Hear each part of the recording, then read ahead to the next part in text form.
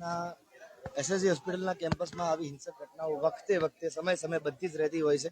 ઘણીવાર ઘણી રજૂઆતો છતાં પણ આ ઘટનાઓ બનતી રહે છે. વર્તમાનમાં આવી ઘટનાઓમાં દિન પ્રતિદિન વધારો થઈ રહ્યો છે. કોઈ પણ વ્યક્તિ સાથે હિંસા એ ક્યારેય વ્યાજબી નથી. ખાસ કરીને સરકારી કેમ્પસમાં રેસિડેન્ટ ડોક્ટર્સ અને એમના સાહેબો સાથે પણ હિંસા એ એક અક્ષમ્ય ગુનો ગણાય.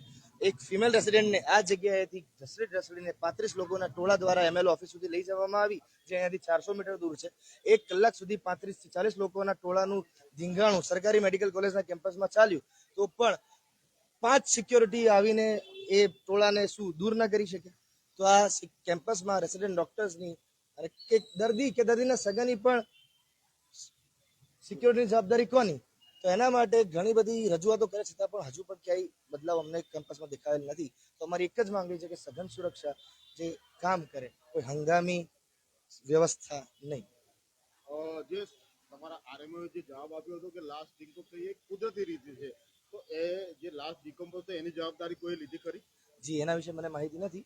એફએમ ડિપાર્ટમેન્ટના ડોક્ટર્સને એના વિશે વધારે માહિતી. અને આ જે સમગ્ર ઘટના બની એને તમે એફઆરઆઈ નોંધાઈ છે?